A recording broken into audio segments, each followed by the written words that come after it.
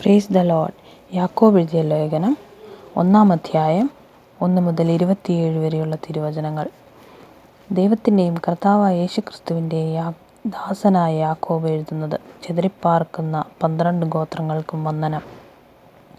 എൻ്റെ സഹോദരന്മാരെ, നിങ്ങൾ വിവിധ പരീക്ഷകളിൽ അകപ്പെടുമ്പോൾ നിങ്ങളുടെ വിശ്വാസത്തിൻ്റെ പരിശോധന സ്ഥിരത ഉളവാക്കുന്നു എന്നറിഞ്ഞ് അത് അശേഷം സന്തോഷമെന്നെണ്ണുവീൻ.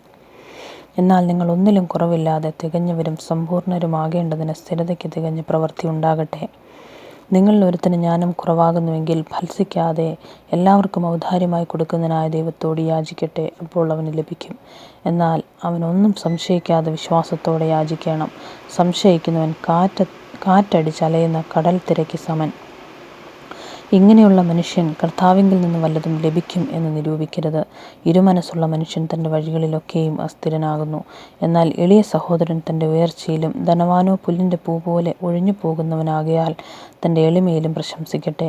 സൂര്യൻ ഉഷ്ണക്കാറ്റോട് ഉദിച്ചിട്ട് പുല്ലുണങ്ങി പൂവിതർന്ന് അതിൻ്റെ രൂപഭംഗി കെട്ടുപോകുന്നു. അതുപോലെ ധനവാനും തൻ്റെ പ്രയത്നങ്ങളിൽ വാടിപ്പോകും. പരീക്ഷ സഹിക്കുന്ന മനുഷ്യൻ ഭാഗ്യവാൻ. അവൻ കൊള്ളാകുന്നവനായി തെളിഞ്ഞ ശേഷം കർത്താവ് തന്നെ സ്നേഹിക്കുന്നവർക്ക് വാഗ്ദത്തം ചെയ്ത ജീവകിരീടം പ്രാപിക്കും.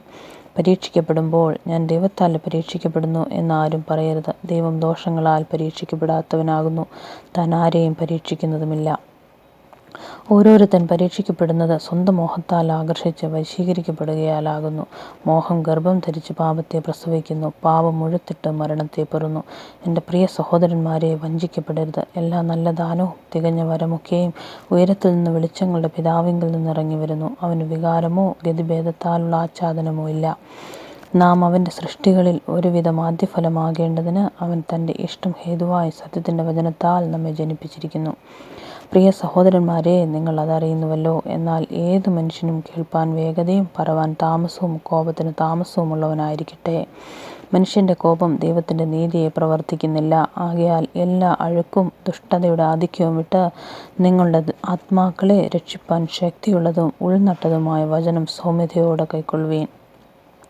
എങ്കിലും വചനം കേൾക്കുക മാത്രം ചെയ്തതുകൊണ്ട് തന്നെ തങ്ങളെ തന്നെ ചതിക്കാതെ അതിനെ ചെയ്യുന്നവരായും ഇരിപ്പീൻ. ഒരുത്തൻ വചനം കേൾക്കുന്നവനെങ്കിലും ചെയ്യാത്തവനായിരുന്നാൽ അവൻ തൻ്റെ സ്വാഭാവിക മുഖം കണ്ണാടിയിൽ നോക്കുന്ന ആളോട് ഒക്കുന്നു. അവൻ തന്നെത്താൻ കണ്ട് പുറപ്പെട്ട് താൻ ഇന്ന രൂപമായിരുന്നെന്ന് ഉടനെ മറന്നു പോകുന്നു. സ്വാതന്ത്ര്യത്തിൻ്റെ തികഞ്ഞ ന്യായപ്രമാണം ഉറ്റുനോക്കി അതിൽ നിലനിൽക്കുന്നവനോ കേട്ടും മറക്കുന്നവനല്ല, പ്രവൃത്തി ചെയ്യുന്നവനായി താൻ ചെയ്യുന്നതിൽ ഭാഗ്യവാനാകും. നിങ്ങളിൽ ഒരുവൻ തൻ്റെ നാവിന് കടിഞ്ഞാണിടാതെ തൻ്റെ ഹൃദയത്തെ വഞ്ചിച്ചുകൊണ്ട്